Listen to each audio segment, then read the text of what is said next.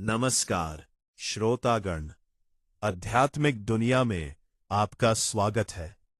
क्या आपने कभी सोचा है कि कलियुग का अंत कब और कैसे होगा? भविष्य पुराण में इसके बारे में चौंकाने वाले संकेत मिलते हैं। क्या सच में एक दिन यह युग समाप्त होगा? आइए इस रहस्यमयी सत्य को समझते हैं।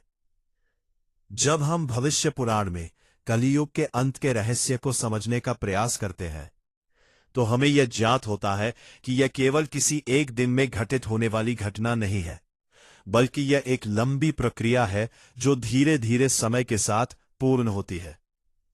इस ग्रंथ में बताया गया है कि कलियुग का आरंभ ही धर्म के क्षय और अधर्म के बढ़ने के साथ होता है, और जैसे जैसे समय आगे बढ़ता है यह पतन और गहरा होता चला जाता है।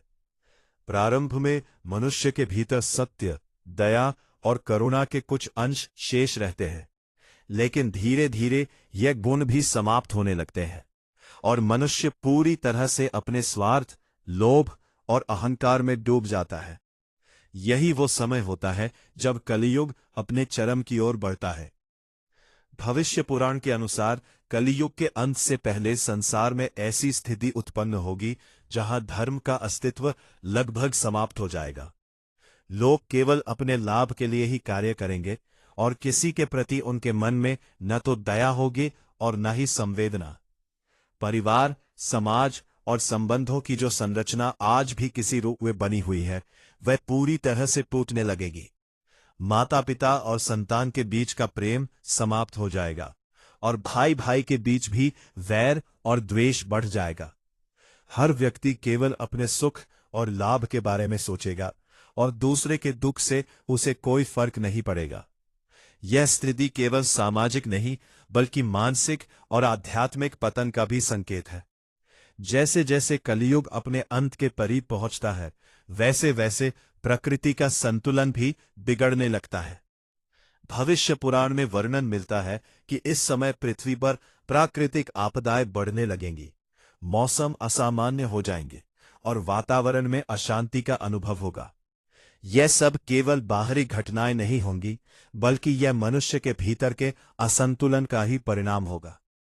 जब मनुष्य अपने कर्तव्यों और मर्म समर्पित होगा, यादाओं को भूल जाता है, तब प्रकृति भी अपना संतुलन खो देती है। यही कारण है कि कलियुग के अंत में प्रकृति का प्रकोप अधिक दिखाई देगा। इस काल में सत्ता और शक्ति का दुरुपयोग भी अपने चरम पर होगा। जो लोग सत्ता में होंगे वे अपने पद का उपयोग समाज के हित के लिए नहीं बल्कि अपने स्वार्थ के लिए करेंगे। न्याय व्यवस्था कमजोर हो जाएगी और अन्याय बढ़ेगा। गरीब और कमजोर लोगों का शोषण होगा और उन्हें न्याय पाने के लिए संघर्ष करना पड़ेगा। सत्य बोलने वाले लोग उपेक्षित रह जाएंगे, जबकि छल और कपट करने वाले लोग समाज में सम्मानित होंगे। यह स्थिति इस बात का संकेत है कि समाज पूरी तरह से अपने नैतिक मूल्यों से दूर हो चुका है। भविष्य पुराण में यह भी कहा गया है कि इस समय मनुष्य का मन अत्यंत अशांत और अस्थिर होगा। उसे किसी भी चीज में संतोष नहीं मिलेगा और वह हमेशा किसी न किसी चिंता में घिरा रहेगा। मानसिक रोग, भय और असुरक्षा की भावना बढ़ जाएगी। लोग अपने ही विचारों के जाल में उलझकर जीवन का वास्तविक आनंद भूल जाएंगे। यह आंतरिक अशांति ही कलियुग के अंत का सबसे बड़ा संकेत मानी जाती है, क्योंकि जब मनुष्य अपने भीतर की शांति खो देता है तो उसका जीवन केवल संघर्ष और पीड़ा का रूप ले लेता है। लेकिन इस अंधकारमय स्थिति के बीच भी भविष्य पुराण एक महत्वपूर्ण बात बताता है कि जब अधर्म अपने चरम पर पहुंच जाता है तब धर्म की पुनः स्थापना के लिए एक दिव्य शक्ति प्रकट होती है। यही वह समय होता है जब भगवान कल की अवतार के रूप में प्रकट होते हैं। कल की अवतार का उद्देश्य केवल अधर्म का नाश करना ही नहीं बल्कि धर्म की पुनः स्थापना करना भी होता है। यह अवतार इस बात का प्रतीक है कि चाहे अंधकार कितना भी गहरा क्यों न हो, अंततः प्रकाश की जीत होती है। कल की अवतार के प्रकट होने के साथ ही संसार में परिवर्तन की प्रक्रिया शुरू होती है। अधर्म का नाश होता है और धर्म की पुनः स्थापना होती है। यह परिवर्तन केवल बाहरी नहीं बल्कि आंतरिक भी होता है। मनुष्य के भीतर भी जागरूकता आती है और वो अपने वास्तविक स्वरूप को पहचानने लगता है। ये वो समय होता है जब कलियुग का अंत होता है और एक नए युग का आरंभ होता है। इस प्रकार भविष्य पुराण का ये पहला भाग हमें ये समझाता है कि कलियुग का अंत कोई अचानक होने वाली घटना नहीं है, बल्कि ये एक क्रमिक प्रक्रिया है जो मनुष्य के कर्मों और विचारों के आधार पर विकसित होती है। ये हमें ये भी सिखाता है कि चाहे समय कितना भी कठिन क्यों न हो, यदि हम अपने भीतर के सत्य और धर्म को बनाए रखें तो हम इस परिवर्तन के समय में भी स्थिर रह सकते हैं। यही इस कथा का सार है और यही वो संदेश है जो हमें इस गहरे रहस्य को समझने के लिए प्रेरित करता है कि मनुष्य अपने विवेक को खो चुका है और केवल अपने तात्कालिक लाभ के बारे में सोच रहा है। परंतु कलियुग के अंत के निकट आते आते प्रकृति का असंतुलन अपने चरम पर पहुंच जाता है। मौसम अत्यंत अनिश्चित हो जाते हैं। कभी अत्यधिक वर्षा तो कभी भयंकर सूखा, कहीं भीषण गर्मी तो कहीं असहनीय ठंड। प्राकृतिक आपदाएं बढ़ जाती हैं और मनुष्य को यह समझ आने लगता है कि उसने प्रकृति के साथ जो किया है उसका परिणाम उसे भुगतना पड़ रहा है। भविष्य पुराण के अनुसार यह सब केवल संयोग नहीं बल्कि कर्मों का प्रतिफल है जो मनुष्य को अपने किए हुए कार्यों का परिणाम दिखाता है। इस समय धर्म का स्वरूप भी पूरी तरह बदल जाता है। लोग धर्म के नाम पर केवल दिखावा करते हैं और सच्ची भक्ति बहुत ही दुर्लभ हो जाती है। मंदिरों में भीड़ तो होती है, लेकिन लोगों के मन में श्रद्धा और समर्पण की भावना कम होती जाती है। पूजा पाठ केवल इच्छाओं की पूर्ति का साधन बन जाता है और मनुष्य यह भूल जाता है कि धर्म का वास्तविक उद्देश्य आत्मा की शुद्धि और ईश्वर से जुड़ाव है। यही कारण है कि वो भक्ति करते हुए भी सच्ची शांति का अनुभव नहीं कर पाता। लेकिन भविष्य पुराण इस अंधकार के बीच एक दिव्य प्रकाश की भी बात करता है। जब अधर्म अपने चरम पर पहुंच जाता है और संसार में अराजकता फैल जाती है, तब भगवान कल की अवतार के रूप में प्रकट होते हैं। यह अवतार केवल एक व्यक्ति का नहीं बल्कि एक दिव्य शक्ति का प्रतीक है जो धर्म की पुनः स्थापना के लिए आती है। कल की अवतार का प्रकट होना इस बात का संकेत है कि प्रकृति और ईश्वर का संतुलन कभी भी पूरी तरह समाप्त नहीं होता, बल्कि समय आने पर वो स्वयं को पुनः स्थापित कर लेता है। कल की अवतार के प्रकट होते ही संसार में एक बड़ा परिवर्तन शुरू होता है। अधर्म का नाश होता है और जो लोग अपने कर्मों के कारण पतन की ओर बढ़ चुके होते हैं, वे अपने किए हुए कर्मों का फल प्राप्त करते हैं। यह समय न्याय का होता है, जहां हर व्यक्ति को उसके कर्मों के अनुसार परिणाम मिलता है। जो लोग सत्य, धर्म और भक्ति के मार्ग पर चले होते हैं, वे इस परिवर्तन के समय सुरक्षित रहते हैं और उन्हें एक नए युग में प्रवेश करने का अवसर मिलता है। यह नया युग सत्य, शांति और संतुलन का युग होता है, जहां मनुष्य पुनः अपने मूल स्वभाव को पहचानता है और धर्म के मार्ग पर चलता है।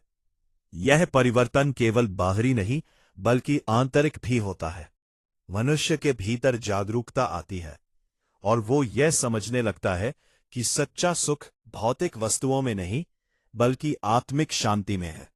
इस प्रकार कलियुग का अंत केवल एक युग का अंत नहीं बल्कि एक नई शुरुआत का संकेत होता है। भविष्य पुराण का यह संकेत है कि चाहे परिस्थितियां कितनी भी कठिन क्यों न हो, यदि हम अपने भीतर के सत्य और धर्म को बनाए रखें तो हम किसी भी युग में अपने जीवन को सार्थक बना सकते हैं। यह हमारे ऊपर निर्भर करता है कि हम इस अंधकारमय समय में भी अपने भीतर प्रकाश को बनाए रखें या फिर परिस्थितियों के साथ बह जाएं।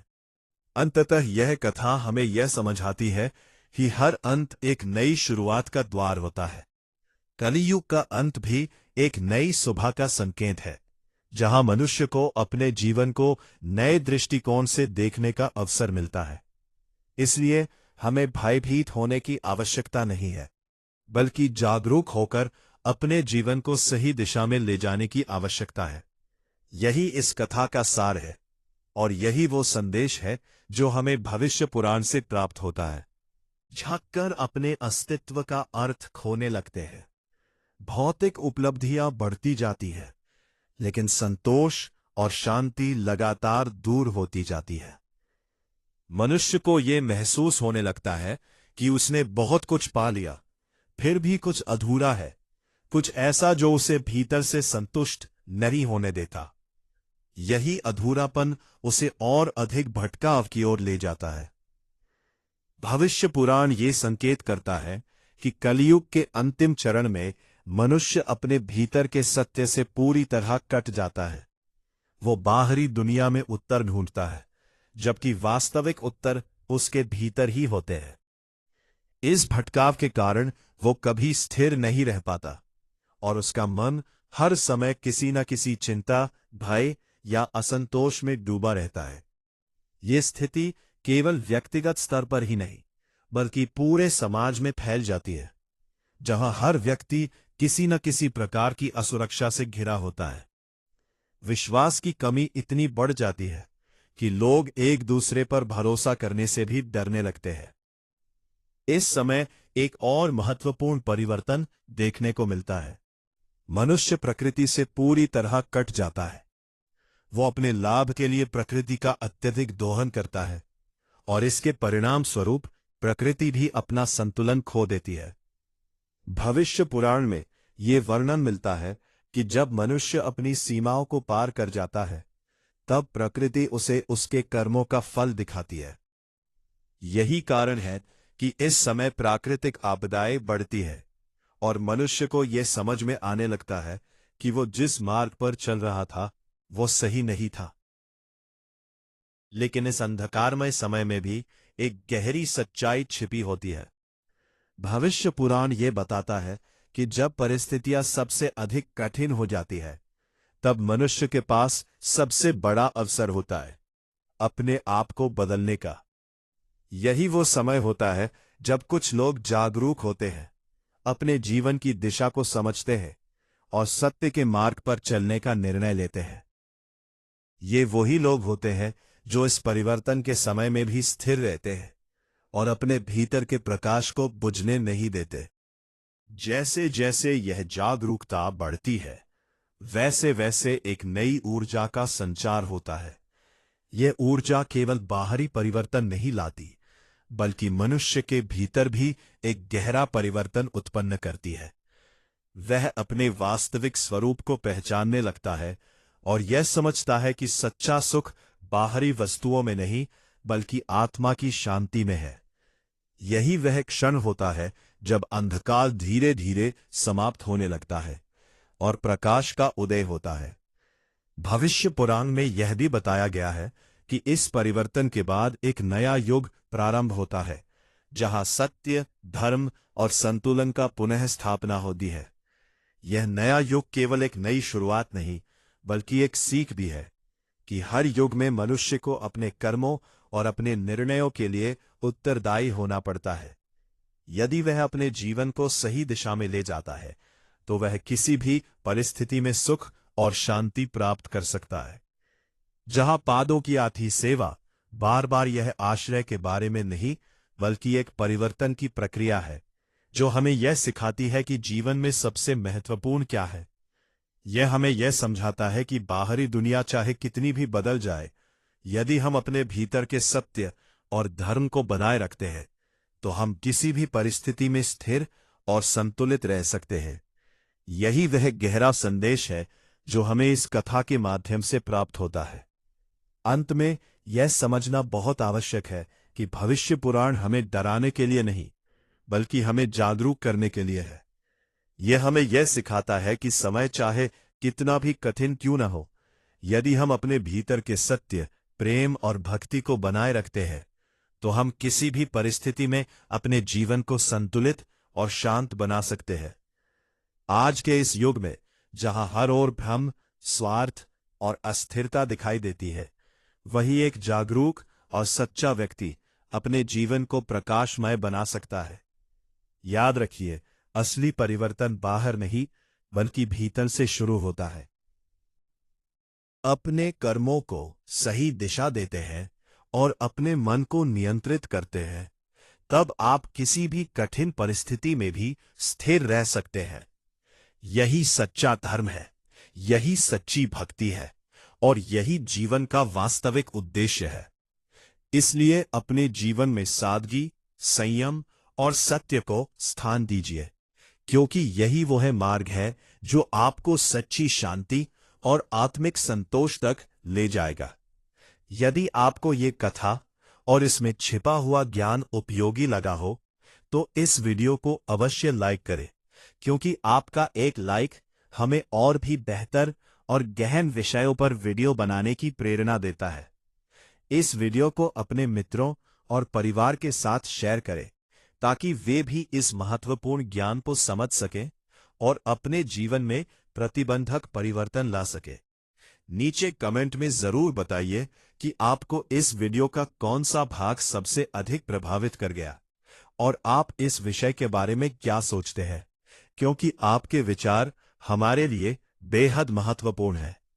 और यदि आप ऐसे ही अद्भुत, रहस्यमयी और जीवन को दिशा देने वाले ज्ञान से जुड़े रहना चाहते हैं, तो हमारे चैनल आध्यात्मिक दुनिया को अभी सब्सक्राइब करें और बेल आइकन दबाना ना भूलें, ताकि हमारी हर नई वीडियो की जानकारी आपको सबसे पहले मिल सके।